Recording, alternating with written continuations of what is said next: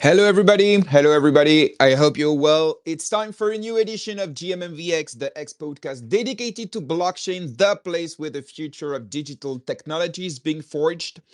GMMVX is every Tuesday and Friday in French and every Wednesday in English. So, are you ready to dive with me into the captivating world of blockchain, crypto, and NFT with my seasoned experts and guests who are shaping Web3 every day? Today, I am honored and very happy to co host this Twitter space with Arno, Hatom Protocol Ambassador, and Web2, Web3, Web4 entrepreneur. Hello, Arno. How are you, my friend? Hello, Jerem. I am pumped up this morning. It's going to be a great one. Yeah, definitely. So, before giving the program, I invite you all to put a like, a comment, a repost to the spaces, and to share the link into all your social medias, Telegram, Discord, and so on. Also, I would like to say hi and thank you to the members of the Club Privé. We are already 60 in that fucking group, and the atmosphere is always on fire. So let's move on to the program, which is once again full and varied. First of all, we will be receiving AugustinDobre from xMoney, ex-CEO of TwistPay, ex-CEO of xMoney. So it will be very interesting to know more about his journey on the payment method industry, but also with the MultiversX ecosystem. After that, we will be receiving Ahmed, CEO of Hatom Protocol, with whom we'll have a great and exclusive interview. And last but not least, we will be receiving Neil, CEO of AshSwap. And with Hamed, they will have a great talk about the challenge and overview of the whole DeFi ecosystem on MultiversX. Arno, are you ready for this? I am ready for this, my friend. I'm trying to work it out with Augustin so that he can come and Yeah, speak. definitely. He was on his computer, so I asked him to move on his phone. Okay. Let's see how it goes. Okay. Yeah, so we're waiting for Augustine to start. So in the meantime, guys, feel free to repost, like, add a comment, and so on to bring more people into the space. Also, you can interact with us at any time. So you can write your questions on the comment section, but you can also raise your hand and ask for the mic. And so you will be able to ask your questions to our different guests this morning. Augustine is here. Awesome. Can you hear us, Augustin? Hi, everybody. Nice. Yeah, it, it was some technical details, but I think I got them, figured them out. Yeah. So, We have some experience now. We receive almost, I think, Jerem, but something like between 8 and 10 people okay. to come every week on our free shows. So now we have a little experience. So yeah, you were on your Perfect. computer, now on your Thank you phone, and for it the works well. invite, then, and also for the heads up on the technical side. But I think everything works now, so we can dive right in. Awesome. Augustine, correct me if I'm wrong. We have somewhat 30 minutes with you this morning. Can you say that again? We have 30 minutes with you this morning. Yeah, That's right. around 30 minutes. But as I told you, if you want, we can do a follow-up discussion to go into details regarding financial system, Web3 payments, and so on. Okay, great. If Well, we'll I'm sure we'll find some time to do that in the future. You have an exciting um, news around you. So usually we have an introduction and we let you introduce yourself, but this morning is a bit different because we have 30 minutes. So I'm gonna do that for you, okay, so that the audience knows just a wee bit about you. okay, So you are AugustinDobre, the former CEO of TwistPay, that we all know as xMoney Fiat after the rebranding. You have a track record of 20 years in the banking and fintech industry, working at DHL, Alpha Bank, TwistPay. And so it's the first time we have you on GM MvX, and we are very happy about that. Thank you very much for the introduction. Yeah, you summarized it very well.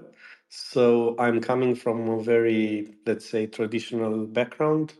I started in let's say business development in DHL at one point I think already 25 years ago. Then I moved to banking, where I started a division in Alpha Bank that was doing, let's say, what I was passionate about.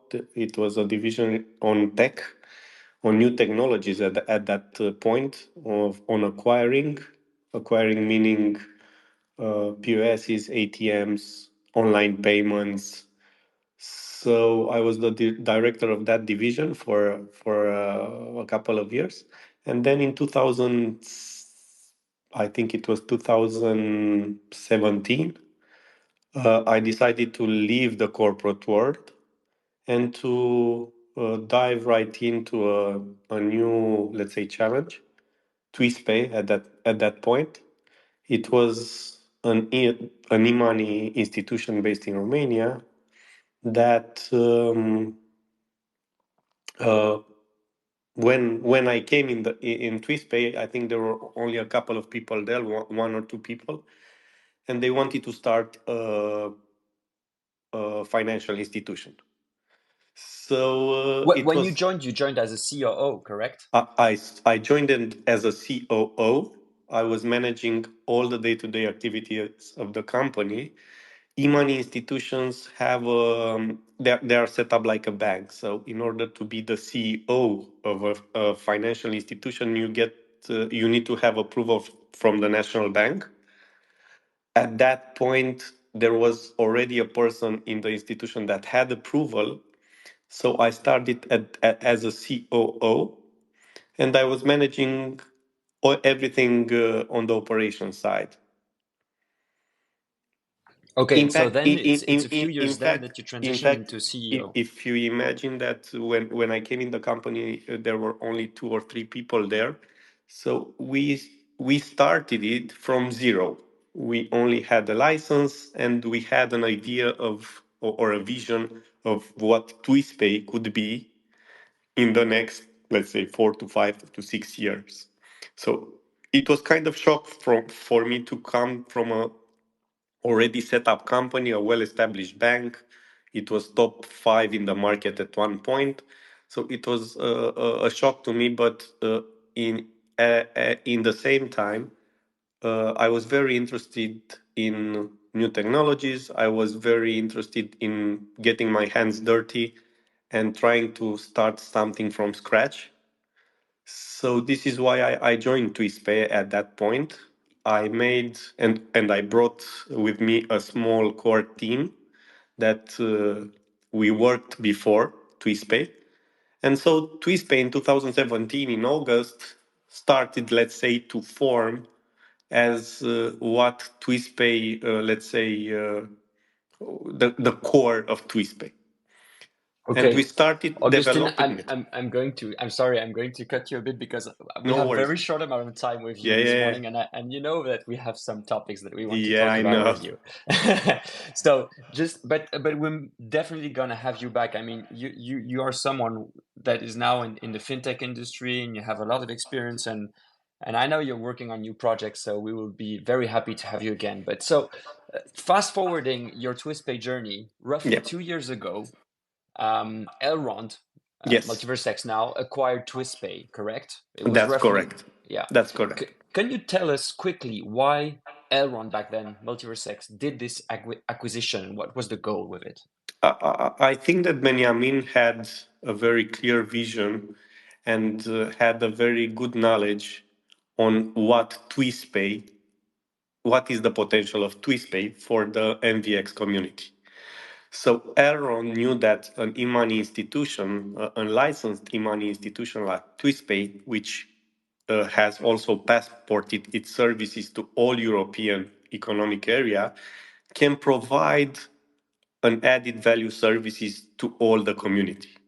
And when I mean added value services, is exactly what we started to do: the card, the IBANs, and much more bridging, in fact, the Web2, traditional Web2 financing with Web3 technology.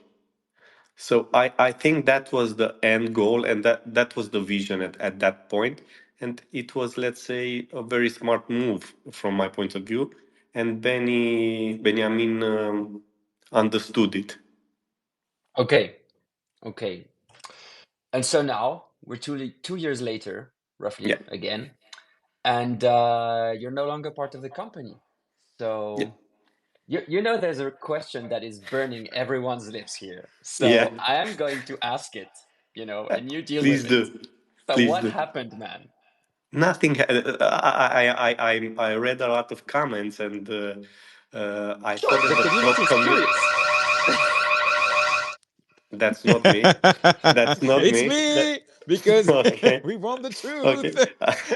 Just kidding, Augustine. Okay. So I like the timing on that. So the explanation is very simple. There is no drama because I saw the community is asking what happened, why did the team leave, or there were any problems there. But again, I'm being very straightforward, and I want to calm everybody down. There was no drama. So our discussion with Benjamin from the start and with the MvX team was that we are gonna we let's say we took over some responsibilities and we set some timelines and goals. Just sorry, Augustine, and nice to meet you. Just Nice to two meet you. things. First of all, yeah, Sim. First of all, I invited a MultiversX team. Mhm, Of course, if one of the core team member wants to come to this morning, I did not mhm, have an answer. That's the mhm. first thing. And second thing, there was a drama. I mean, just at least on X, we can say, because you posted something. One of the team member Sergio. Sergio had to tweet about announcing that you're not part of the team, and so they announced your departure. It's not very correct in general. The CEO announced East by himself, and after you had to make another tweet explaining that you were No, not part of the team anymore. yeah, I understand. I understand that, and again, just to be very clear, I saw the tweet of Sergio. I cannot say I was not surprised, at least from the, let's say, the edited tweet. But from my point of view, there is no drama. No, I mean it was clumsy, we can say. Yeah, yeah. I, from my perspective, uh, I was waiting for the MvX team to announce the let's say the switch, the fact that some of the team members from the old team, let's say, are no longer in the project, and I didn't let's say I didn't want to announce it by myself. I wanted to let them do it, and I think they had a plan to do it at some point. Okay, but Augustine, of course, we're trying to dig for something. I don't know if there's something spicy behind it, but There's at nothing least spicy behind it, to be the honest. But community. It's sound that the community asked questions. You were part of yes, the senior members of the yes. MultiversX team, and so Mhm. of course your departure raises questions. Um, I have one question for you. Sometimes when you have company takeovers, um, the previous team it's dealt Yeah. in the acquisition uh, is there for a few years for a transition, and then it is dealt beforehand. The team exited. When I hear you explaining, and reading between the lines, this wasn't the case here, correct? Yeah, the discussion with, and you are right. When acquisitions occur, usually the management teams, uh, stay for another 6 months to hand over things, and then a new management team comes from the new shareholders. This is, let's say, the standard approach. But when the acquisition was done by MvX, we had discussions. We saw that our vision was somehow in line with what MvX was trying to do with TwistPay. So we established, let's say, some goals that we wanted to uh, take over, and we wanted to get them done. So the card, the IBANs, we also the MvX team, also Benjamin, also me, understood that in order to launch the card very fast, in order to provide all the things that TwistPay is providing in the ecosystem as fast as possible, and not only fast, but also very professionally, we understood that a change of teams would, let's say, impact timeline. And we decided to give our best and try to do the best we can do for the community. And this is why the team remained. This is why the team got involved. And this is why we managed to launch the product in record time. Yes, and that's that on that end. I must say, and I think all the community, we saw the synergy that you managed to build with Exportal, with the card. It was very well done. But Yeah. when we see, what also happened with Utrust, we can see that all the founding members of Utrust, Nuno, even Sanya, she wasn't founding members, but she was the COO. Mhm. They left. So um, is this? Don't you think that acquiring those companies and then getting full ownership and replacing the former leadership teams hasn't been on the MvX roadmap for those two companies? I cannot comment on that statement. I do not know. I can only say that our, let's say, relationship with the MvX team, our discussions with the management of MvX and the key figures was on a positive note. So there Was. was, yes, because right now we are again, we do not, there is no drama right now, so there is nothing. This is why I'm trying to explain to, because I also have had a lot of questions from the community, and not only from the Twitter community, the X community, regarding this. But I just want to again re-emphasize the fact that I think maybe more communication would be better for the community.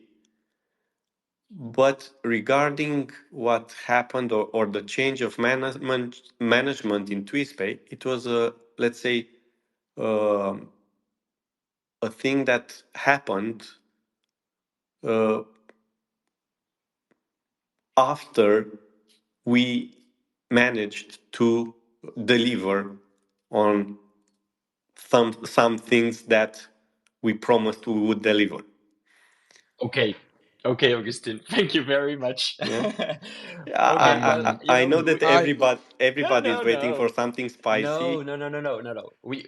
It, on GMMVX, we try to be as unbiased as possible. Of course, the space is called GMMVX, so we're talking mainly about the MultiversX ecosystem, and now we've grown abroad, in other ecosystems. But as Jerem always say, MultiversX is our ecosystem of heart, and so we try to get the most unbiased news for Yeah. the community. So thank you Again, very much just for to sharing conclude, all this. if you will give me just one more minute, just to conclude, and again, just to conclude this discussion, is the following fact: the core team of TwistPay that left together with me uh, decided together that we can continue our work and continue to support the community, but not from our, let's say, former positions. I am fully, let's say, trusting that Sergio and the team that will take over what's happening there, or a new team, has the foundation to deliver all the projects that were presented in X Day in 2023. Myself, again, I am, let's say, a fan of the technology that MvX is building, and I want to reconfirm the fact that there was no drama. Okay, awesome. You tweeted that you and part of your core team have Yeah, left xMoney Fiat now, that's correct. Swisspay, and I saw on LinkedIn that you are now involved in two other projects that are Agoratech and Save Money. Can you tell Yeah, us more that's about correct. that? So Agoratech, it's only a tech company that doesn't have anything to do with the blockchain space. It's a tech company that provides technical services for banking partners, and it's a startup. And the second project I'm officially involved in, it's an group, a financial group that is trying to get a license in Romania.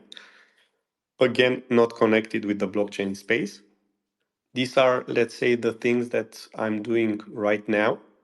But I can tell you that after my departure from xMoney Fiat, a lot of, let's say, community projects approached us because there's a lot of idea, there's a lot of potential, there's a lot of IT guys, let's say, but for financial, if you want to build a blockchain bank, if you want to build blockchain payments, you also need specialized, and this is what I'm telling everybody, you also need people that know how the system works and how to integrate both worlds. So we've been in contact with several projects that are interested in, let's say, partnering up, and just to when I will be involved in a project, I will tell about it, because all the drama started from a tweet. I'm not promoting any project at this point. I'm not advisor to any project in the MVX or the blockchain space at this point. And when I will be, or when we will start our own project, for sure you will find it from me, and you will find it not, let's say, in a very mysterious tweet, but with all details needed. All right, thank you, Augustine. Yeah, Jeremy, you have a question. Yeah, I had a question, but Yeah. I just want to mention what you just said, like mysterious tweet. Are you talking about the mysterious tweets of Benny, or it was just No, no, no. No, Benny is a mastermind when it comes to planning. I'm following him, as all of you do. I also met with him, uh, let's say, not daily, but we had a lot of discussion in these 2 years. So I can say that I trust that he knows what he's doing, because I understood and I saw his vision. Regarding his mystery tweets, I think they're supposed to remain a mystery at this point.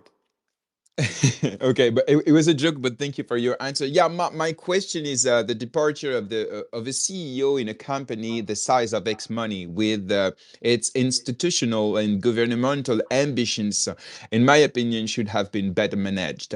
By the way, what about your replacement as a CEO and that of the team members who left the company? So who will be the new? I will let the MVX team answer that.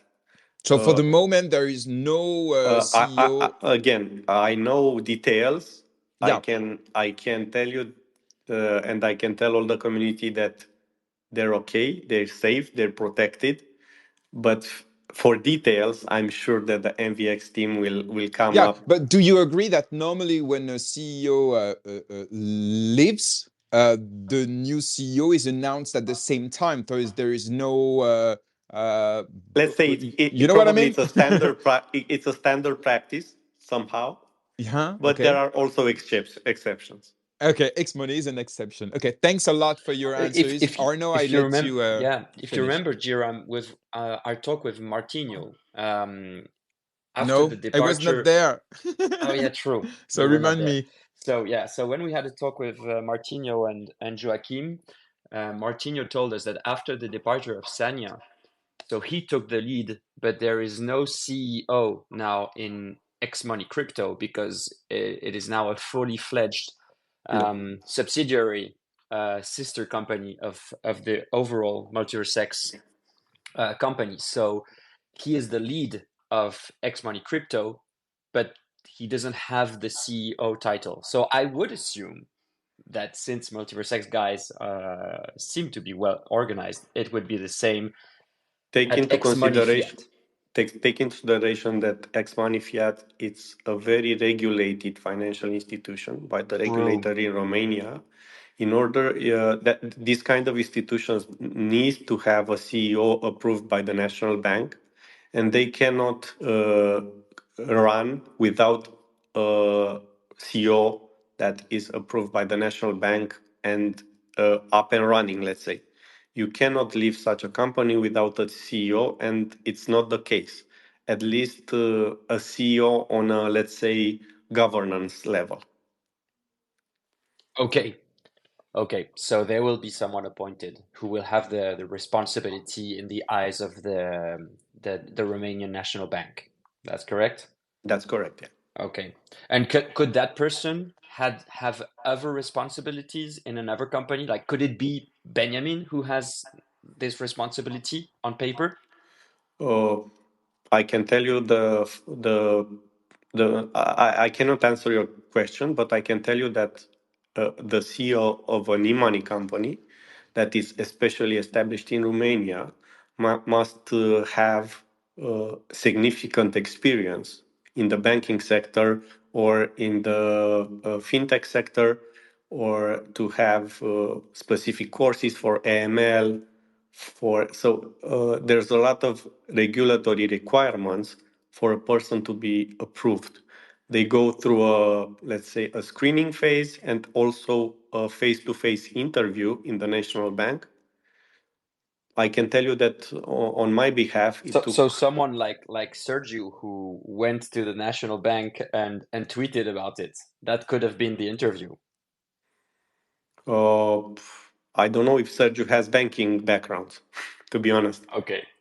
Okay. It was I had a small I don't know if you can say that in English. In French, we have une petite mon petit doigt m'a soufflé, so that means Okay, that you their have little something. finger. You have something on your shoulder that it's whispering that there's a Exactly. possibility. Uh, I wish Exactly. him We say if little yeah, bird. I wish him all the best if he's trying to do that.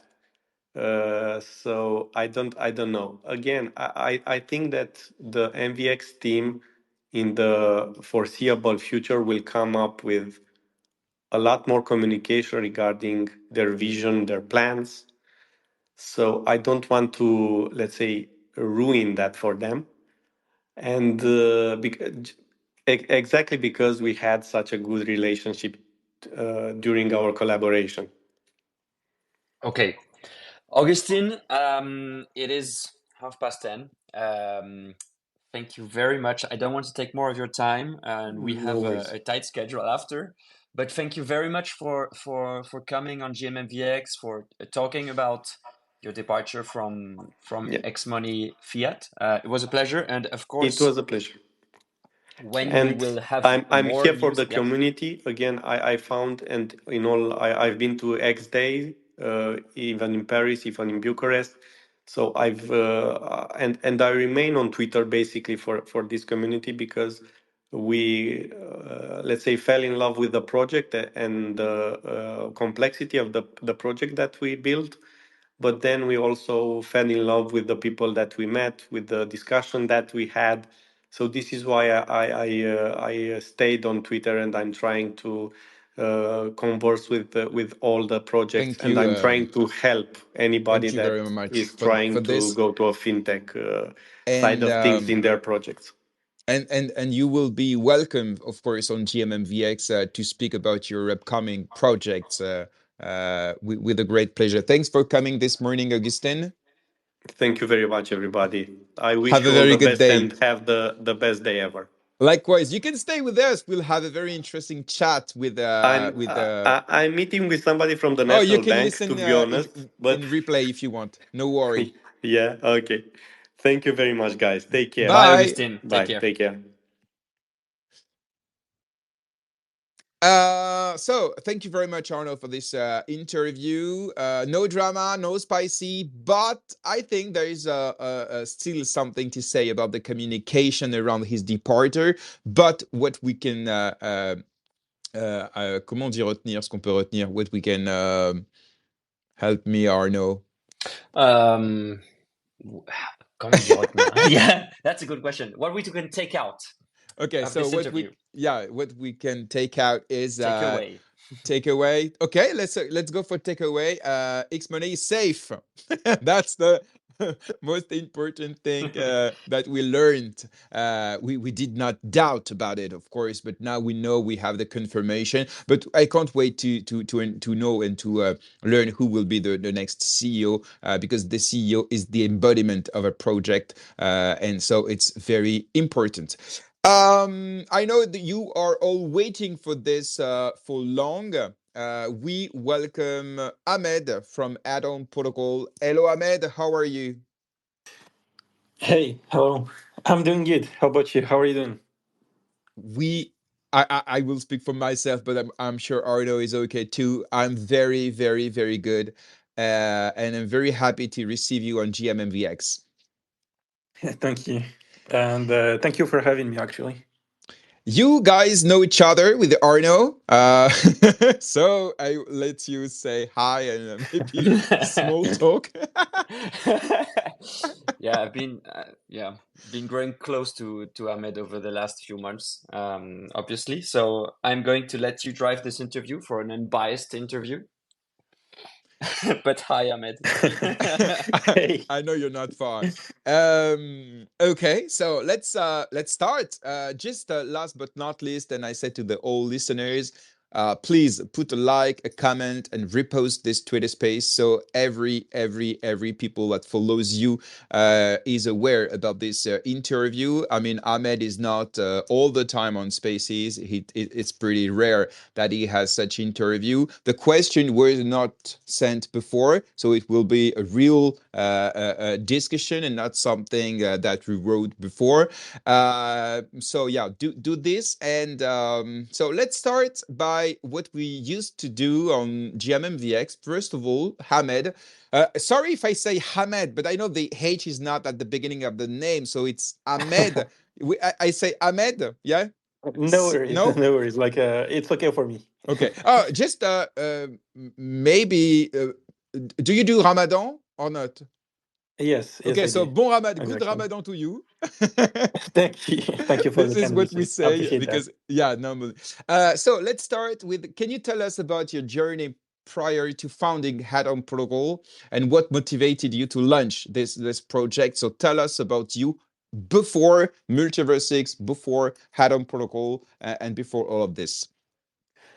Sure. So I can start by saying that I have a financial background. So before Hatam, I had multiple, let's say, businesses here locally, mostly in the how can I say? Uh, are you able to hear me? Yeah, sure. Yeah. So mostly in the I completely like lost the word. Maybe we Actually, can help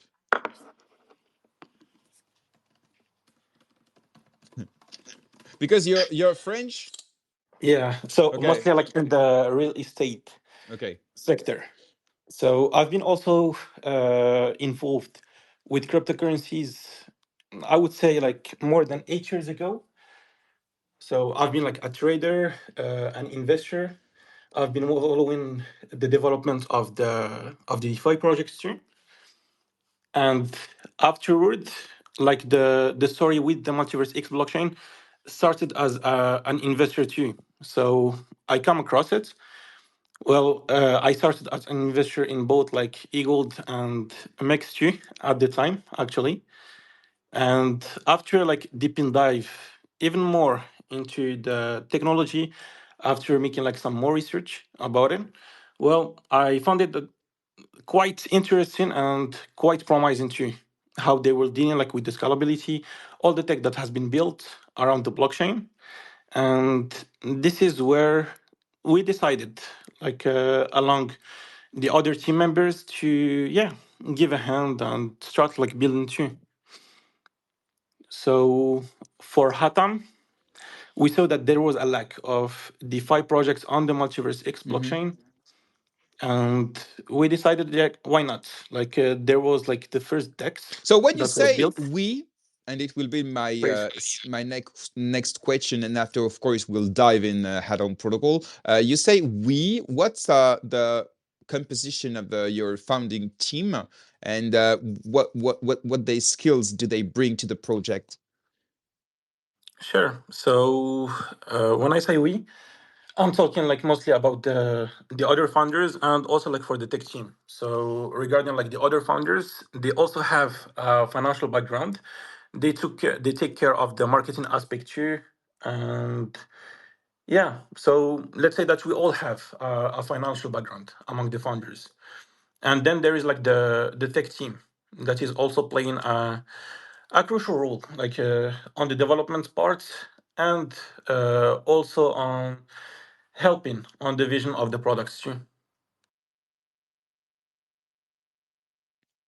Okay.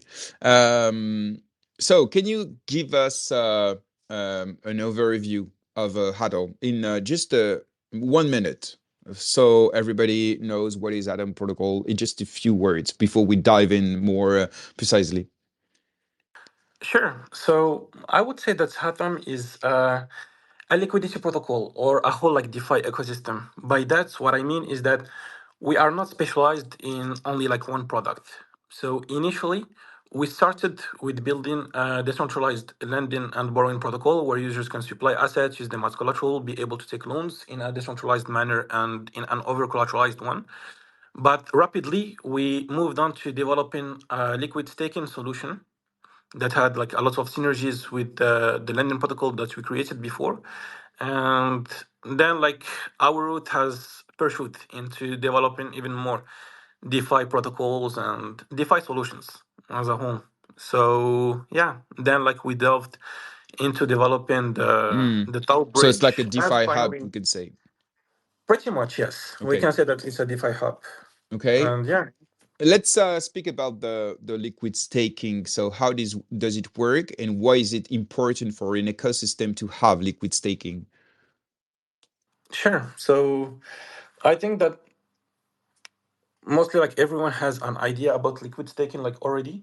Not So we are not liquid sure staking, about this, so that's why, because we don't exactly know who sure. are the listeners. Maybe some of them are not really they don't really master all the DeFi things. So feel free to make it simple, because so everybody can understand this. Jerem, I think you're not like you don't lend and borrow on Oh no, I'm Hatam. not. Am I right? No, Yeah. no, So Ahmed, your challenge is to onboard Jerem. well, to be honest, I tried the protocol at the beginning, and but I made some loops. Thanks to your ambassadors, they explained it very easily. So I tried it, so I know the protocol, but I'm not lent. I think I lent and borrowed before, but I'm not used to DeFi mechanisms and so on. So that's why feel free to make it simple. And even liquid staking, maybe it's obvious for you guys because it's your daily routine, but it's not maybe the one of all the listeners. Sure. Thanks a lot. So like explain in a simple way. Let's say that in proof of stake blockchains, they need, or let's say holders of the token can stake it in order like to secure like the blockchain. They are earning like rewards for doing that.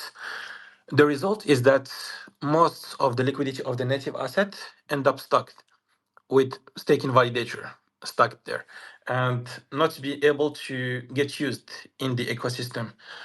What liquid staking does, as one of the main thing that it resolves, is that it unlocks that stacked liquidity so that users are able to actually participate in securing the blockchain, earning their staking rewards, but at the same time having access to that liquidity so that it can be used in DeFi protocols, and basically be used like everywhere.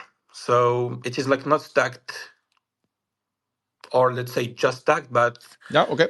they have like access to the value of their assets. And another thing that it allows them to do is actually to, let's say, have a way to bypass the cooldown period too. And what's So the utility of the synthetic asset that we receive when we use liquid staking? Because the challenge is to give utility to this SEGLD, correct? exactly, yeah. Like the purpose of it is to be used a bit everywhere on the whole ecosystem. So it already has a quite considerable LP in AshSwap. So users are actually able to move from SE Gold to E Gold instantly and be able to use like their asset. They are able to use it in the lending protocol as collateral to be able to take out loans. And then like it can be like integrated everywhere. It is integrated in JuleSwap too. It can be integrated like in Autoscale. So the goal is that SE Gold represent like your stacked position, like, or let's say your E Gold stacked position. So it has like a real value. And yeah, Okay, I the think goal would it's be. I think it's clear. Thank you very much. Also, you launch different incentives to for liquidity providers, but also to people that holds a HTM token with the boost.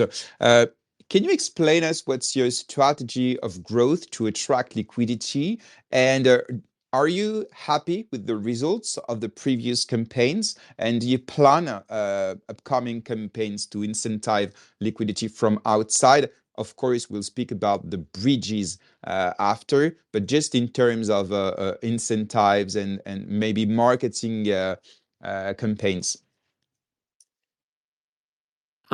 Sure. So, with what would you like me to start first? First of all, the 1,500,000. So, are you happy with the results? And so, do you plan to do new and other incentives like this to attract liquidity into the protocol?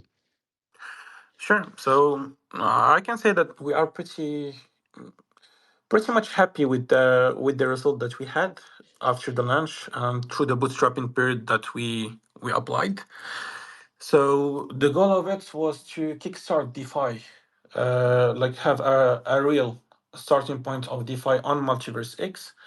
So we brought, let's say, the first lending and borrowing protocol of the blockchain and the main liquid staking solution that was used afterwards. So I think that with the launch of Hatom, like DeFi really kickstarted, along with AshSwap and X Exchange at that time.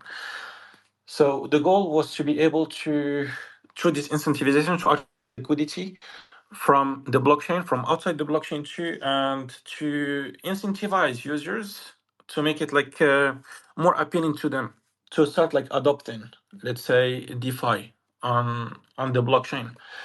So initially, like at the start, or let's say like the reasoning behind the strategy was to first like bootstrap it using our own treasury to be able to attract like an initial liquidity, get people like used to using, let's say, DeFi protocols.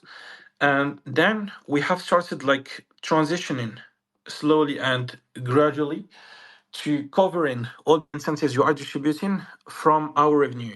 When I select revenue, the revenue of our different protocols. So right now we are generating revenue from the lending protocol and the liquid staking module too. Okay. And do you plan other campaigns? Aren't you afraid that when these campaigns will come to the end, people will leave?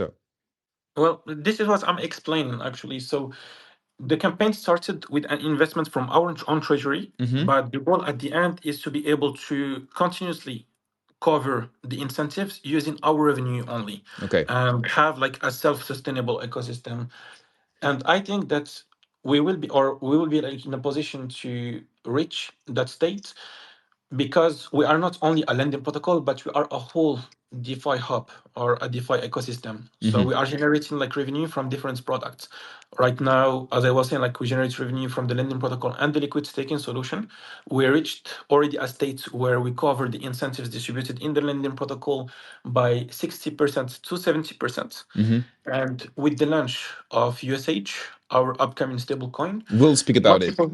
yes. So, but like really briefly, we will have like multiple sources of income that will be like created. And part of this Uh, income will be used to incentivize people to provide exactly. liquidity and to use the protocol. That's sustainable and very interesting. Thank you, Ahmed, for this. Let's maybe dive into something very complex and let me know if you're able to. I don't know if it's your part in the team, but can you explain in simple words, big challenge, how your exponential mathematics system works to determine the borrowing rates of the platform, because it's pretty important, very important to have a good rate, because it must not be too high, but it must be enough to attract liquidity. And I know you're using exponential mathematics. Can you explain it in a simple words so everybody can understand this?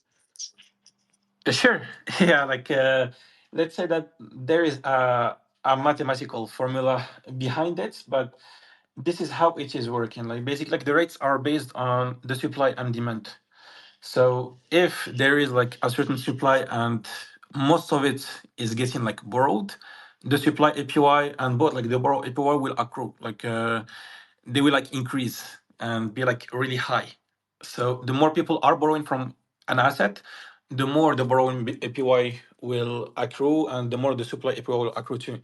And on the contrary, like if there is a huge amount of a certain asset in a pool, let's say if there is like a huge amount of equal supply in Hatom, but only a few people are borrowing that equaled, let's say that the borrow APY will be low and the supply APY will be low, because what happens is that like the users who are borrowing that asset are paying interest to the user supplying it in, let's say, a pool manner. So all the interest paid gets distributed among the suppliers, basically.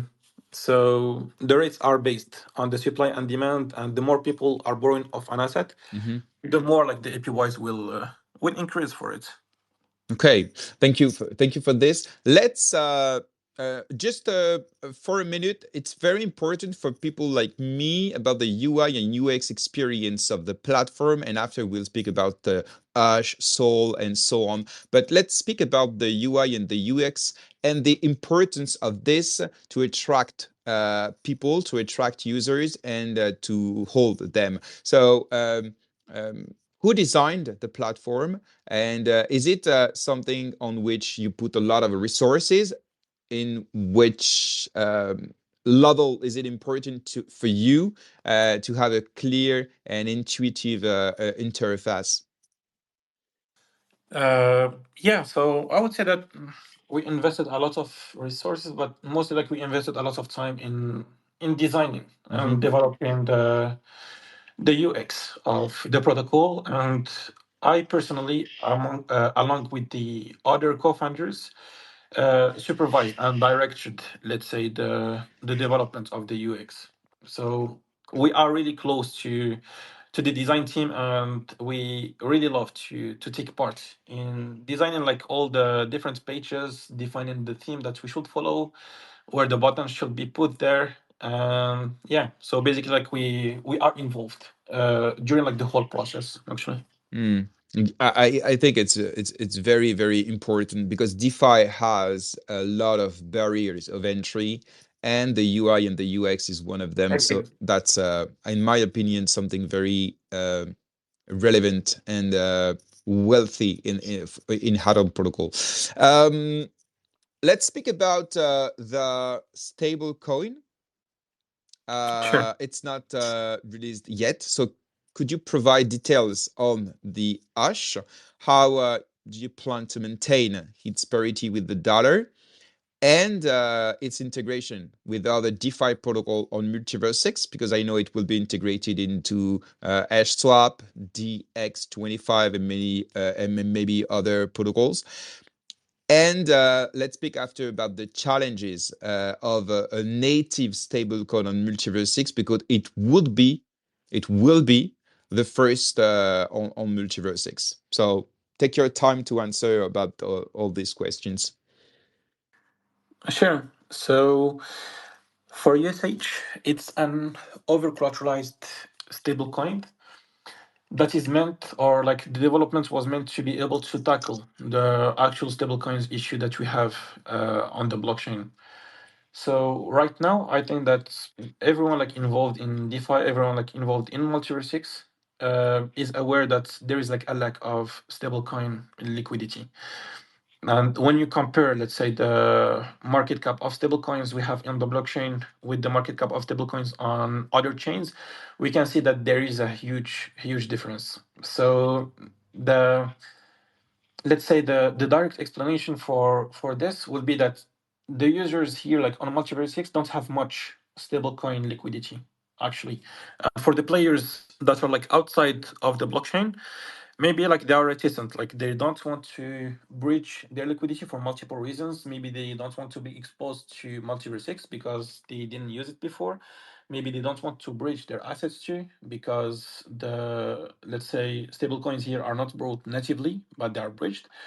Maybe they find that the caps put in the bridge are too low and they're not interested to bridge, let's say, their assets 50K at a time. So there can be like multiple reasons, but at the end, the issue is that there is a lack of stablecoin liquidity while there is a big need. So what we wanted to do with USH is to tackle this issue using the resources that we have available on the blockchain. So by the resources available on the blockchain, I'm referring to eGold. So most users have eGold and they don't want to sell it to be able to get stable coins. So they want to retain exposure to it because everyone believes in eGold, in the growth potential of it, the upside value that it can reach in the upcoming weeks and months, years too. So what they will be able to do with USH is to use their eGold as collateral in the different modules that we will make available, mint USH, a stable coin pegged to the dollar that they will be able to use as let's say that they will be able to use like in the lending protocol in AshSwap, and the goal is to make it the most used or the stablecoin by default inside of the blockchain. So for USH, this is what we want to do, or the problems that we want to resolve with it. We are creating multiple modules for it. So we are not just creating like a stablecoin, but we want to create like multiple modules that will allow users to have more utilities for it. And we want to create like modules that will increase its adoption at the same time. So more information about it will be shared soon. Like in terms of the developments, it is like advancing quite well. We had multiple products that we needed to take care of before resuming the work on USH. But what I can say is that yeah, like USH is coming soon too. Do you have a So timeline? Q2, Q3? yeah, like optimistically, I would say like maybe Q2 and in the beginning at Q3 at most. So Okay, we so are doing between like June and our July. yeah, but we are doing like our best to be able to deliver it in time. But from our side, there has been like a lot of product that we needed to really take care of, and they were all, let's say, complex ones. Okay. So yeah.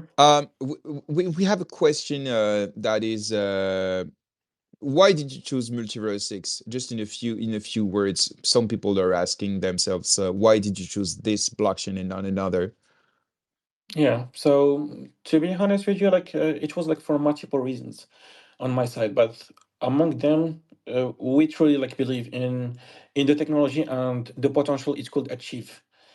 So we know that there are like multiple things that may need to be done before we reach like the mass adoption state, but we believe that we have like all the capacities and the right tech to be ready for it and to actually like grow from that point onward.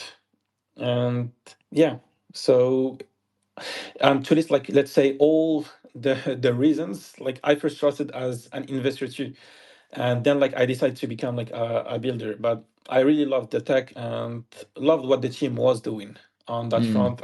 Yeah, like we decided to also give a hand to help, because like we knew that it wasn't like easy to build mm. on Multiverse X like initially. And So yeah, I'd say. do you have a lot of support and a close relation with the core team? Yeah, are you satisfied with the relation with the core team of MultiversX since the beginning?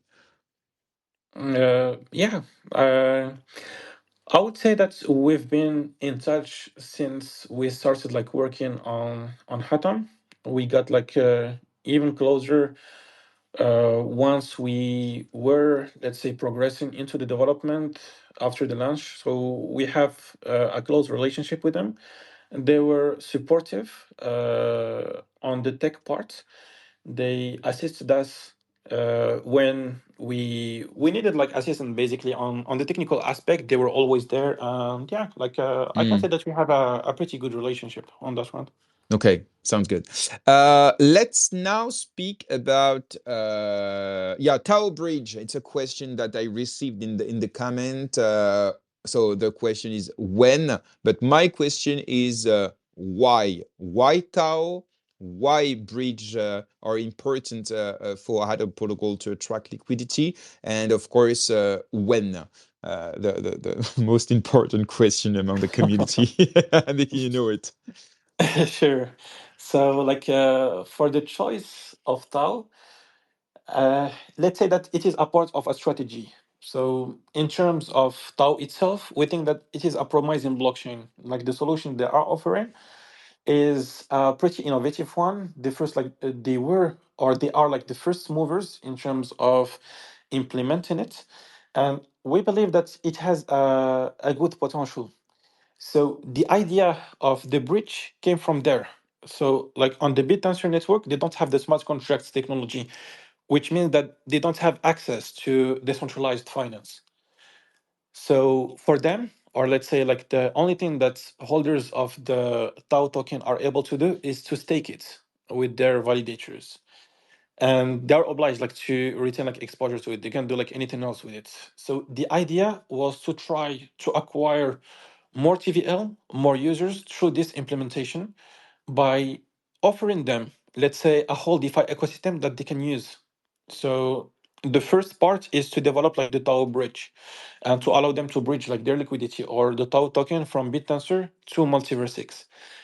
Once they will do that, they will be able to put it in a liquid staking solution that we are developing, so they can stake their Tau, earn the staking rewards, and at the same time receive an S Tau, let's say like a stacked version of their token, similar to eGold and SEGold, that they will be able to use in the lending protocol to be able to retain exposure to their Tau, but at the same time be able to borrow some stables, other assets too. We will create like LPs on MultiversX along with AshSwap and X Exchange to allow users to have additional LPs to be able to exchange their liquidity and move from Tau to other assets, like from Tau to USDC, from Tau to eGold, and so on.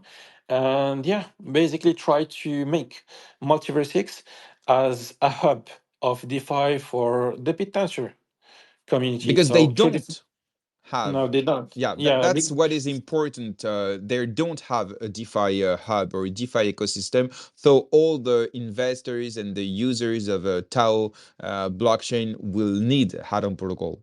That's exactly. the reflection, the thought behind the bridge, correct?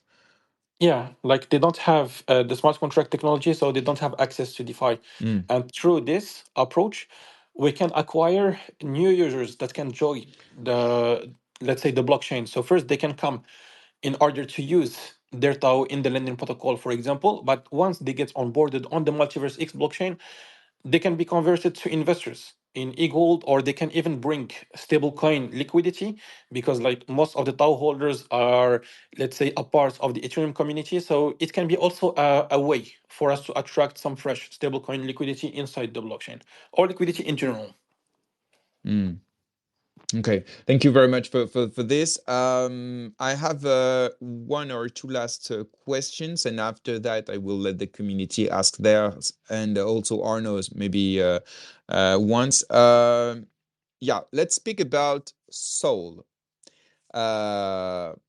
Soul. First of all, what is Soul? In a few words, why is it important to create another entity for Soul? And so another token, as far as I know. And of course, when do you think it will be released? Since I think it can be very, very promising for the whole, not only MultiversX, but the whole DeFi ecosystem. Sure. So about Sol, if I were to describe it in a couple of words, I would say that Sol is a cross-chain lending protocol. By that, I mean that like the purpose of Sol is to allow users to supply their assets on one blockchain, on MultiversX, for example, use it as collateral, and be able to directly and instantly take a loan of another asset on a completely different blockchain without having to bridge their asset actually. And to be more precise, Sol is a layer X plus one cross-chain lending protocol. What I mean by that is that Sol will be built on top of the other existing lending protocols on the different chains. So you can imagine Sol being built on top of Hatom on MultiversX. Sol can be built on top of Aave, Compound, and Morpho on Ethereum. It can be built on top of Aave and Benki on Avalanche. So basically, it has like synergies with any existing lending protocol. So we will have like the possibility to build on top of it. So users will be able, let's say, if they want to get like the supply APY offered by Hatom on MultiverSX, they will be able to get that through Sol, let's say by supplying their liquidity through Sol. They will earn the supply APY that Hatom is offering, any incentives that Hatom is offering to. On top of this, they will earn the incentives that Sol will be offering in Sol token and in stable coins. And finally, they will have access to this incredible tool that will allow them to get like instant cross-chain liquidity. So yeah, I would say like in a couple of words, this is what Sol is. Thank you. And It's clear. yeah. And so why a very new entity, very new asset, and when? So for the why, initially like we wanted to see like all the synergies or how we could deploy, let's say, Sol through the Hatam umbrella. But after like delving more into it, we came to the conclusion that the project was quite big, and it needed, let's say, a whole infrastructure for itself. It needed like its own tokenomics to be able to grow it. So I would say that Sol is not only a protocol, but it is a blockchain infrastructure. By that I mean that it is not only aimed to retail, but also to project to build on top of it and to leverage its technology. And for the synergies like with Hatam, what like something that we are aiming to do. So initially we wanted to, besides the fact that Sol will be built on top of the other lending protocols, we wanted to also build our own liquidity, like have a Sol lending protocol on each of the different blockchain where it will be like implemented. And we decided to create like more synergies like with Hatam and remove that aspect, remain like focused about Sol as a blockchain infrastructure, and have, let's say, this expansion of Hatam cross chain, and Sol will be built on top of Hatam, basically on the different chains, and that will represent, let's say, our liquidity, or we will be able to build like our liquidity like this way. So basically, like again, we needed like for the growth purposes, we needed to develop, let's say, our like a whole entity for Sol and have like make it have its own token too. And for the when, what I can say is that like really soon we will have a protocol update. So in the upcoming 2 days, Yeah, and we will provide. we saw on Telegram someone from your team saying that there Yeah. will be a huge update. Can you tell us more? Please give us some alpha, brother. We're just So the two of us, okay? It will not go out of this space, okay? so yeah, like without like revealing too much, what I can say is that like during this protocol update, we wanted to give a global overview of the current states of the development for the different projects. We've been working on multiple things on the Hatom side, on the Sol side too. There has been like really huge progress on all fronts. We are preparing some new exciting things too, that will be like revealed and made like available to to the public, to not kill like the mystery. But yeah, like for us, I think that you have noticed, but we don't like tweet too much. We prefer to leave. But when you tweet, it's long. Yeah, like it's long and important too, like and Definitely. important. And we try to make sure that we only share like the, yeah, like make sure that all our announcements are important. Like we don't like to just make announcements about like anything, or try to make like multiple posts and so on. We try to follow a reasoning or a way where all our announcements like make sense and have like some quality information to be like shared with the community. It is definitely. Okay, Arno, I trust you to get some alphas because I did not manage to.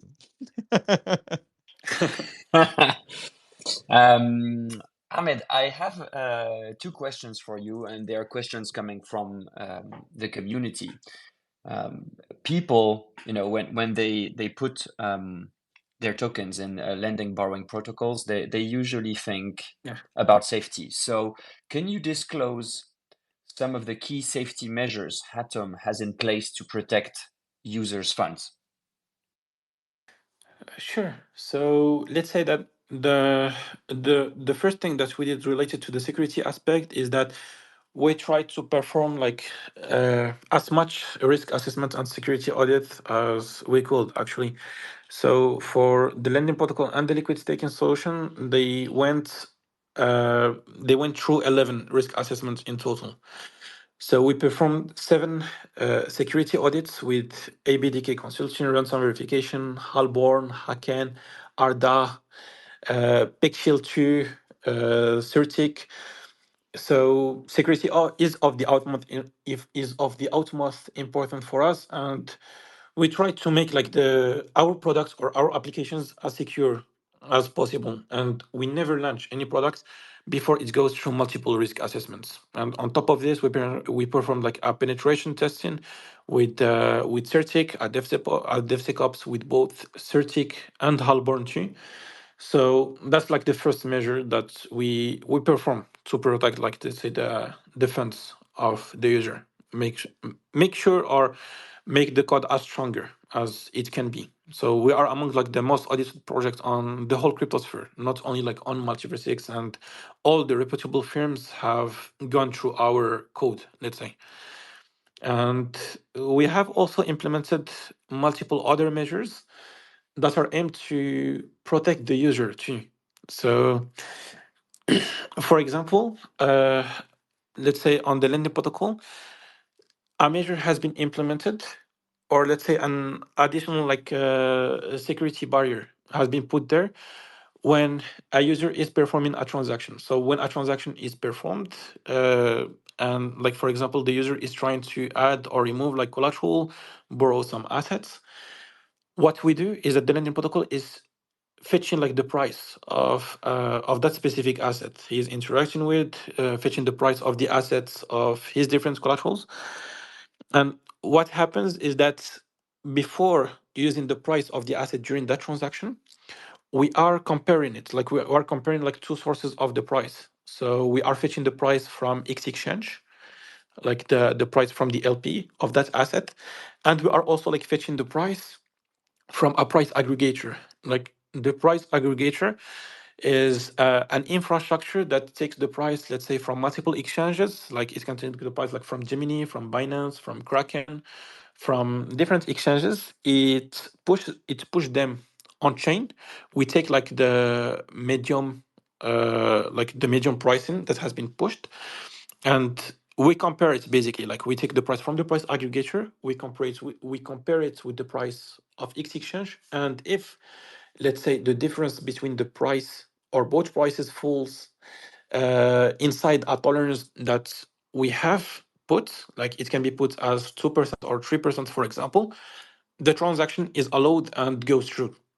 But if the difference between the two prices is above the first tolerance that we put, let's say 3%, if it is above like 3%, the transaction fails and will keep on failing until the price falls again inside that tolerance. If the difference is like way above the initial tolerance and exceed like the second one, so the first one was at 3% difference, the second one can be put at 7% as an example. So if the price difference is more than 7%, what will happen is that the price will get paused for that specific asset. You can see it as the money market will get paused. We will be notified in order to monitor the situation, see what is happening, and take action. Because when the difference in the two prices happen, there are like two explanations. Either is like there is like an issue either like on the price aggregator side or on the X exchange level, and it is not safe to allow transactions going through at that moment, or there was like a huge change in the price really like suddenly, and prices need to be like arbitraged, and it is like actually like natural. But for us, we didn't want to take like any risk, and this safety measure has been implemented in order like to protect the funds of the user, which means that if there was like an issue on the exchange level or on the price aggregation level, like someone has been able to exploit one of the two, no manipulated price would have been used in a transaction inside the lending protocol, which means that transactions like will not go through with the manipulated price, and funds of the users will be protected this way through this Okay. approach. Okay. Thank you very much for this very detailed explanation, Ahmed. I have a last question, and if any people in the audience have questions, please ask them in the chat, or better, feel free to ask for the mic and come up and ask your question to Ahmed by yourself. So, Ahmed, my last question is: in the event of a liquidation cascade, which obviously we don't want, and but could in the future USH stablecoin be impacted and depegged, and how could it be protected? Sure. So for USH, it will have like multiple peg protection mechanisms. So a soft protection implementation, a medium one, and a hard one. Let's say that there will be like multiple measures put in place in order to ensure that USH will always be able to recover its peg in case it is lost. There will be like a constant buying pressure applied on it through the multiple modules, and I think that for a more detailed explanation, it will be better. Like really soon, we will update our doc section too, and we will have like multiple educational content like in due time to explain this. Let's say in more detail. Otherwise, like it might like take too much time, and I'm not sure that orally we will be able to explain or go over like everything. Okay, But okay, everything will be explained like really soon about it through our doc section and through threads like educational contents and so on. all right, awesome. Do we have? Okay, we have Petrika. And yeah, people from the audience, feel free to ask your questions on the comment section, but you can also, like Petrika, just ask for the mic and you can ask your questions directly to Ahmed. Hello, Petrika. Welcome here. How are you? Hello guys, great space. Thank you for organizing it and holding it. I hope my voice it's clearly heard. My cold is killing me. I have It's one okay. We question. can hear you. Great, thank you. I have one question. Will your stablecoin actually be listed on any top exchanges? Because this is the main issue right now. with MultiversX stablecoins. They are not listed on well-known exchanges, and that makes it really hard for users to onboard into MultiversX. Right now, there's only one checks that accepts USDC and USDT from MultiversX. That's being a small Romanian exchange, Transylvania. But beside this one, there's no big exchange accepting USDT stablecoins, and that's going to be a big leap. Do you have anything in the pipeline to list your stablecoins on such exchanges? That will be my question. Thank you very much. Sure. So the goal first would be like to deploy like the whole infrastructure for the stablecoin, increase its adoption inside MultiversX, and of course, like the goal is to have it listed wherever we can, and to increase like the adoption of USH globally. So among the point that we already shared in one of our protocol updates is that we are aiming to make like USH omni-chain stablecoin and native to the different blockchain where Hatom will be implemented. So in our expansion route, or let's say vision, so once USH will be deployed and we will have the whole ecosystem of Hatom implemented on MultiversX, we aim to export like the whole ecosystem to other blockchains. So we can have like the whole ecosystem deployed on Ethereum, on Arbitrum, on Solana, on Avalanche, on the Binance Smart Chain, and so on. And by the whole ecosystem, I'm referring to the lending protocol, to the liquid staking solution, to the booster, to USH, and to the bridge. So everything will be deployed on each of the different blockchains, which means that users of those blockchain will be able to use, let's say, their Ethereum, their STETH as collateral to be able to mint USH natively on that blockchain too. So of course, like the goal would be to expand and increase the adoption of USH as much as possible, and in due time, like have it listed on multiple exchanges too. Yeah, the most important would be actually to have it listed as ESDT in top exchanges, because the regular user, the newcomers, they just onboard into crypto through exchange. Usually, most of them use Binance or Kraken or whatever top exchange on the market. So having an ESDT stablecoin in these exchanges, it's vital if we really want to have an easy onboarding for the newcomers. We have a lot of projects from real world assets and DeFi narratives, and most of them are aiming for Web 2 people that have never interacted with crypto before. And for them, the most important is to see actually the real value, and they can't see it without a stable coin. And of course, the real onboarding would be done through a famous exchange. I know, before you answer, Ahmed, I know why you're talking about all these narratives, Petrika, because Big Hero announced the three next launchpads, and there will be around these narratives. Yeah, and it's always the same discussions when we talk about onboarding, how you actually are going to onboard Web 2 people into blockchain and letting them know they are transferring real value on chain, and also the stable coins, which is important because this is most of them will use stable coins. Most of them will actually even stay away from tokens that are volatile, and most of them will actually use stable coins to buy real world assets, like investments in real estate or investments in different protocols that you can participate with hardware or and so on. Okay, I let you answer, Ahmed, and after we have Crypto Jones. Yeah, sure. No, like I agree, and the goal for us is to afterward, yeah, like have USH available and make it like accessible to everyone. So like a listing on exchanges will also be like inside our pipeline in due time, and of course we will work on that. Thanks for the answer, guys, and the time. Thank you, Petrika. Have a good day. Crypto Jones, hello, bro. How are you? Hi, bro. I'm fine. What about Yeah, you? everything's okay. Nice. So, hi, everyone. You're Hi, doing Ahmed. sport? Yeah, exactly. I'm at the gym. He's always at the You get gym. it. Okay, so let's go Yeah. for your question. Yeah. So my question was about the Sol protocol, I was wondering if there will be only like over collateralized protocols, or do you also aim to go for under collateralized or thing like this? That would be my question. Yeah, like it will only be like built on top of over collateralized lending protocols.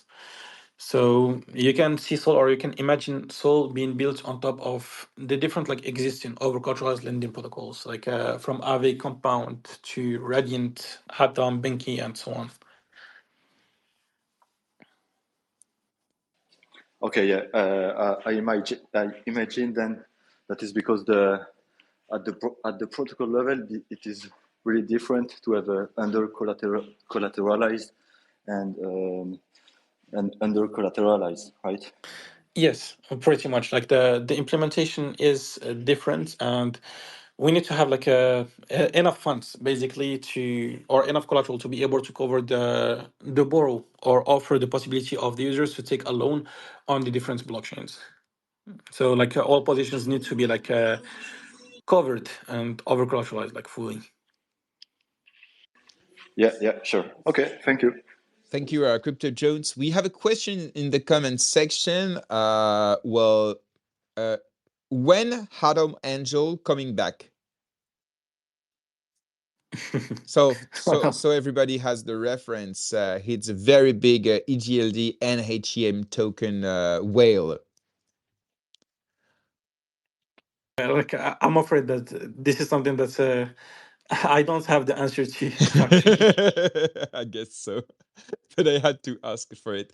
Also, we have a question about the announcement on the Telegram channel about the big news, so the big update. So I know you don't want to release it right now, okay? But is it sure that it will be on time?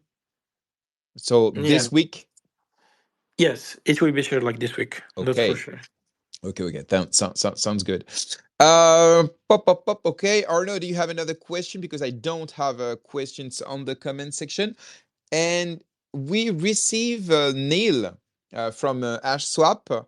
Hello, Neil. How are you? Hello, I'm good. How are you guys? We are very good. Can you hear me? Yeah, perfectly. Maybe you have a question for Ahmed before we start the roundtable about DeFi ecosystem on MultiversX. Do you have a word or a question or something you want to say to Ahmed? Probably not. Actually, we kind of talk every week, Okay.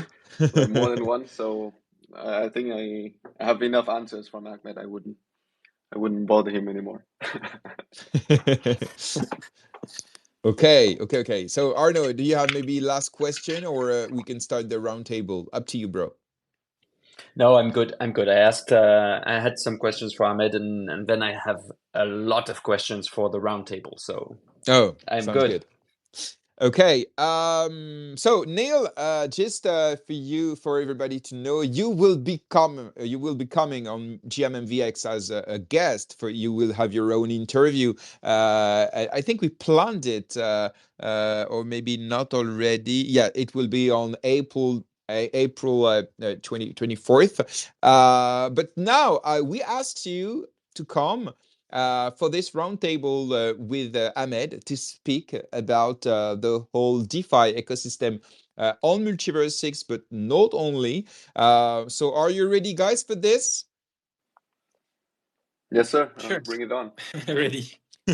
Okay, so I have my questions. I think Arno have his. We did not concerted, to be honest. So Arno, just let me know when you have a question, and we will ask all of them. And guys, take your time and feel free to answer. Can you guys hear Jerem? Oh yes, everybody can hear me. Only you can't. Yeah. So I will write him in private so he can disconnect and come back. Because you confirm that you can hear. No, you can hear me, Arno? Yeah, I'm good. Oh, okay. So let's start this roundtable around DeFi. First of all, what do you see as the main advantage of the DeFi ecosystem on MultiversX compared to other platforms? I let you, Neil. Maybe Neil, you can start answering, and after Ahmed. Yeah, I mean the biggest advantage I see, and I think everybody also sees, is that the safety of it and the UX. We're not talking about the block time or the speed of transactions. I mean, those things, I think we are a little bit behind for now. But I think the ease of not worrying about wallet draining is a big plus. I mean, actually I was a user. I was a Solana user, quite heavy user back then. I think 2 years ago, and I think a few weeks ago I had an airdrop for Jupiter, the Jupiter token. And the thing is, the wallet that was airdropped is my hardware wallet, and I wouldn't, how say, dare to claim the tokens because I know something might happen and my wallet is drained. So that's a bad UX. And I think on MultiversX, the thing is that we don't need to care about that. The ESDT token is enshrined by the protocol, and we know exactly which we are sending in every transaction. That's a big plus. Not having to manage too many wallets is a game changer.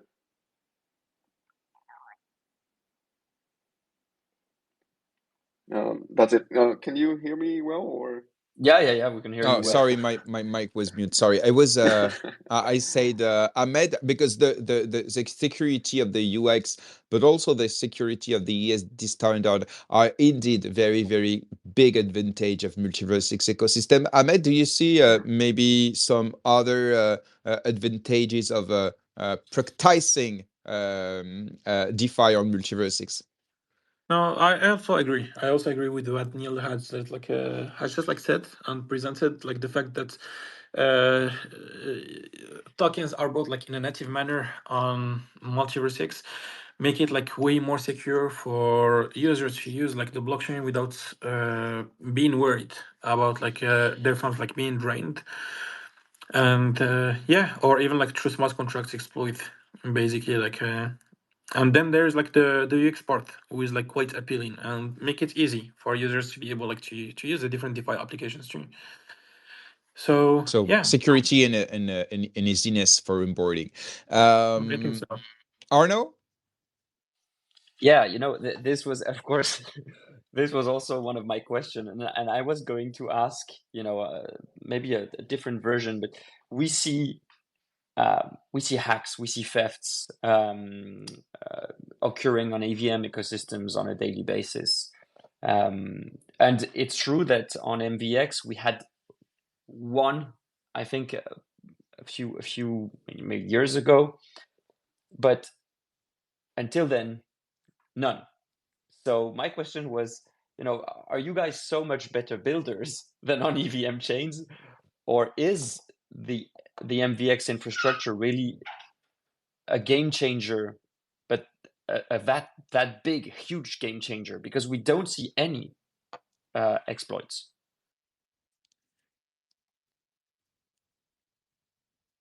I don't know, Neil, if you want to answer first. Okay, this is tricky. I wouldn't dare to say that we are a better builder. I think there are some advantages in building on MultiversX, that having the protocol designed in such a way that is safe. So let's say on EVM, you need to know a lot of things. You need to understand the VM very thoroughly in order to build a secure smart contract. But MultiversX, the barrier to entry is much lower. I think that's, of course, a plus. But to say that it's a game changer in this sense, I think it's also not really fair. Of course, it's safe. Of course, there are a lot of vulnerabilities that are taken care by the protocol. But I think there are two more reasons why that we don't see a lot of exploits on MultiversX.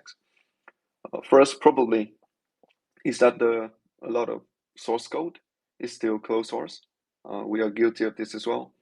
But a new VM like MultiversX and is changing every day. So by opening the source code, we are also subject to exploit as well. That's why we still keep it closed for now. But we are working tirelessly to make sure that we don't have a lot of vulnerabilities, a lot of things to learn, a lot of things to take into account before we can become fully transparent. That's the first. And the second is that we have to also admit that the ecosystem is not, let's say, large enough, and there are not even white hat or black hat hackers in the ecosystem.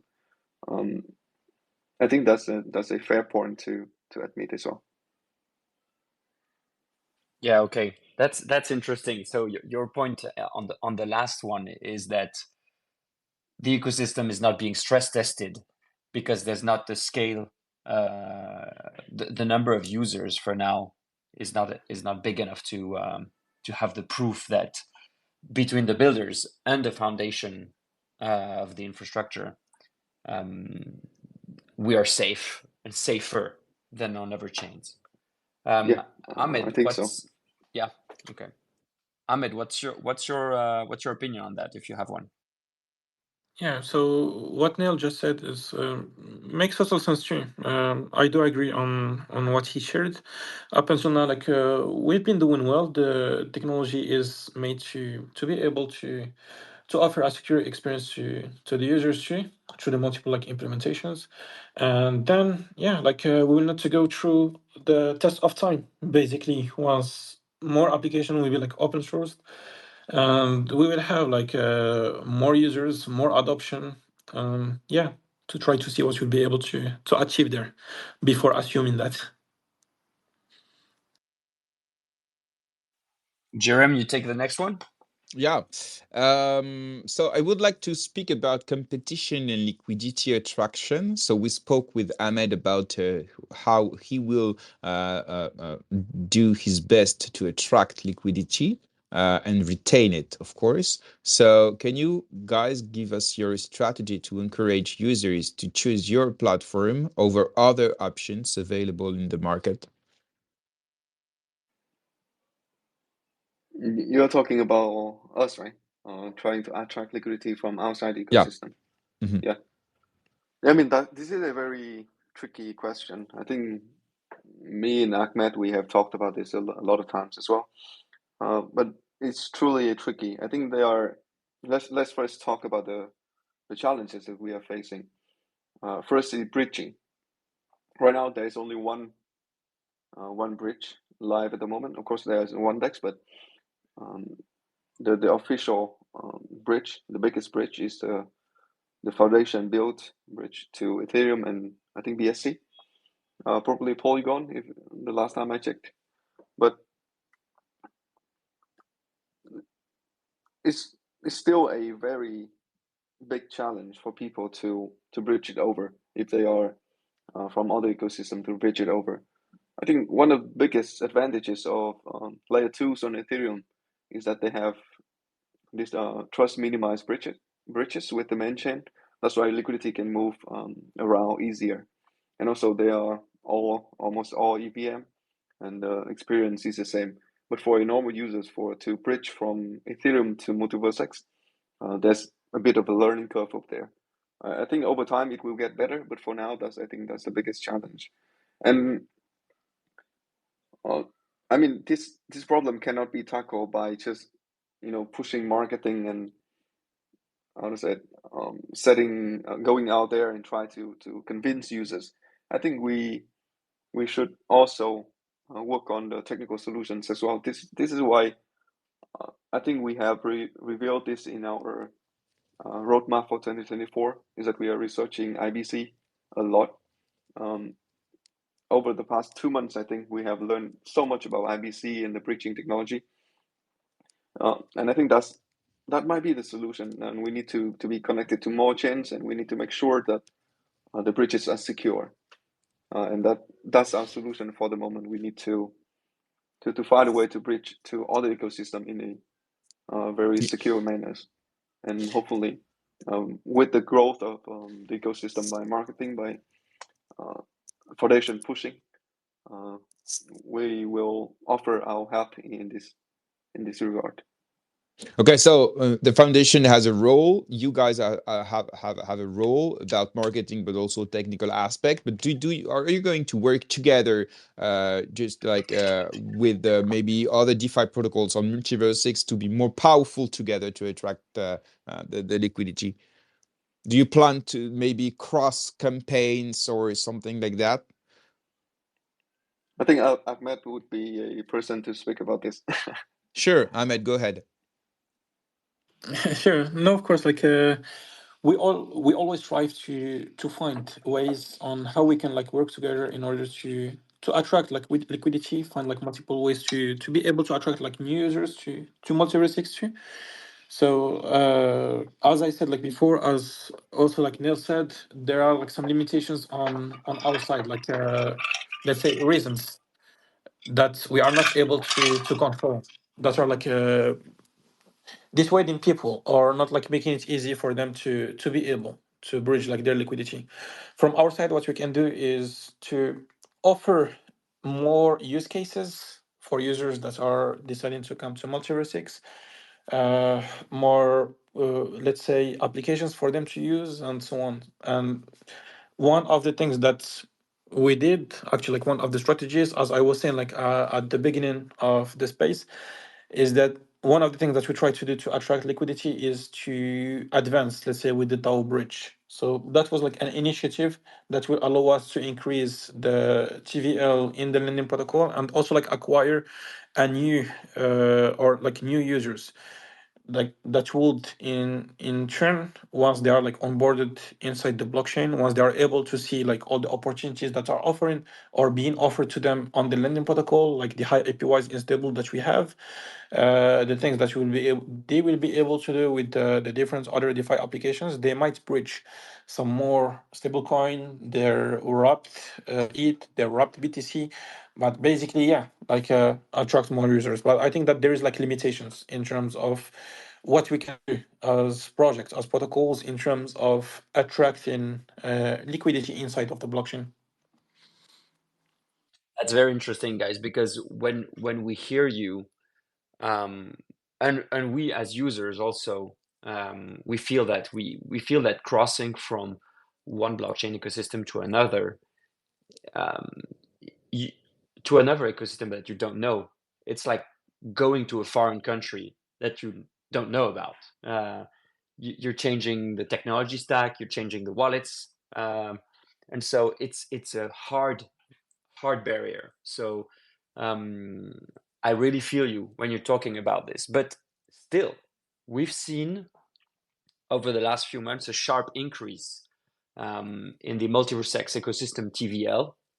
So I have a question to you.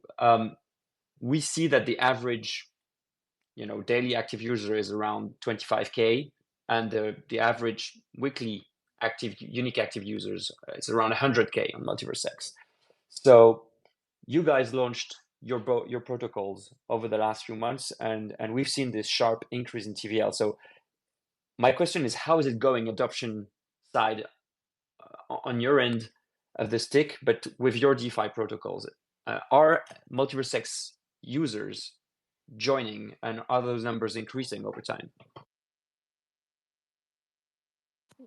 Yeah, like from our side, since we launched like the lending protocol and the liquid staking solution, we've seen a constant increase in our TVL, and I mean like in the amount of tokens, let's say, that has been like supplied to us, not only like in the dollar value. So for us, like we've seen a constant increase in the adoption from users during like the whole period. Basically, like more users are using, let's say, DeFi applications, getting onboarded to them. So at the beginning, or let's say that there are like some users who have some liquidity on MultiverSX, but they are like only staking it in traditional staking because they didn't or they didn't have like any past experience with DeFi protocols, neither on MultiverSX or on other blockchains. For them, like it was a complete new world they were facing. And what we can do on our side is to make the applications as seamless as possible, to make the user experience pretty easy and accessible, but to also try to work on the educational content, provide them with some tutorials, with some material, with threads that would simplify the steps for them, or like the products, to be able to help, let's say, those novice DeFi users to get onboarded basically and start using like the DeFi applications. All right, Neil, you have a take on this one? Yeah, same here. I think of course, we talk a lot about trying to get more liquidity into the ecosystem, but the less talked about is how we serve the existing users. I mean, first you need to make the existing users happy, right? Before you think about trying to bring more users. So I think the base here, we need to establish a base on MultiversX is that we provide good user experience and good products, and then over time, when people come, then they have a reason to stay. I think that part shouldn't be overlooked at all. And just speaking from experience, I was quite amazed, and you know that we have just launched the AshSwap Perpetual X, right? And I actually quite amazed about how many users that are interested in this kind of project and this kind of products. Before we didn't have anything like this, but when we launched over the past 2 days, I think almost 200 users have tried it and traded, and a few traded very regularly. So that I think, of course, we need to get out there and get more users for the ecosystem. But again, do not underestimate the current number of users within the ecosystem and serve them well. Yes, I mean, an AshSwap is a product that is specific to a very targeted audience that are traders. But AshSwap and Hatom, those are DeFi. It's core infrastructure for any DeFi ecosystem. So I like the way you frame this, Neil. It's almost as, okay, we need to activate the current available liquidity, the current available users in the ecosystem, because there are many. So even before looking outwards, Jerem? Yeah, I will ask a question someone asked in the comment section, and it will be interesting in terms of adoption. So, is it possible to use your protocols as a white label or via an API for integration in other dApps or apps? Yeah, talking, let's say, about like our specific case for Hatam. So we don't have an SDK that is available yet, but it is possible to, let's say, build on top of it, or yeah, like create, let's say, another front end for it. So we have a developer group dedicated to this. We have shared a lot of files there, a lot of like materials that would facilitate the building of other projects on top of Hatam, and we are like pretty active there. So we started like let's say gathering a small but quite like important community of developers who were like interested about like the technology that we built and aiming to integrate it. So yeah, like, of course, like it is possible, let's say, to build on top of Hatam. Okay. And Neil? Yeah, I mean, we must have seen ample examples of this, right? Swap is one, and Autoscale is about to launch as well. Those are the projects that are building on top of AshSwap. But there's a very prominent approach to using our technology is the aggregator. You can use our SDK to integrate it into your UI quite easily, just a few steps. And if you want to charge some fees on top, you can very well do so. And I believe that spreading the aggregator to more UI providers is a good thing, because at the end of the day, users are the ones who can benefit from this kind of technology. Okay, because it was a short one, can I have another Another one, Arno? No. Okay. No, go on. It will be about the support from the MultiversX team. So how would you assess the support from the MultiversX team in the development and growth of your platform? And yeah, maybe what more would you need from them if maybe you think it could be better or in a more extent? Maybe Neil to start because Ahmed answered this one, but I will ask again just to be sure that everything's perfect in this topic. Okay, so for us, we are talking specifically about building, right, the technology piece.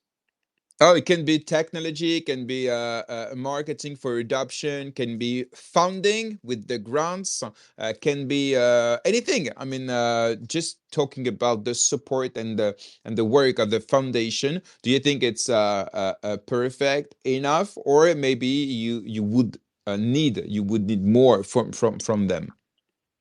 Yeah, okay. So for us, we are experienced builders, right? We have been in the ecosystem for like more than 2 years now, and I think we gotta know a lot of stuff. But I think the one of the most important things that we think the foundation or we collectively can do better is that have more coordinated plan, either be it planning, development, or anything.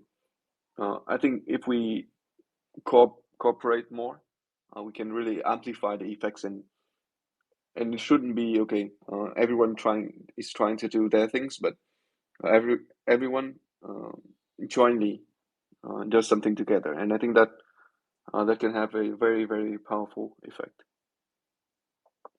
That's my take, and I think I have already shared this with the foundation, with other teams in the ecosystem as well.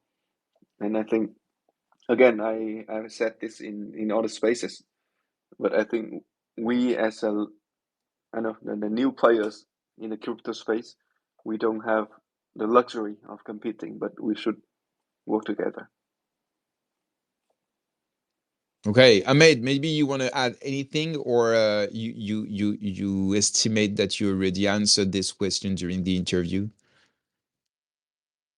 Yeah, so basically, like I still have like the same take. We have like I think like even for AshSwap, we have like good relationship with the foundation. The technical aspect, they always been supportive to us whenever we needed something.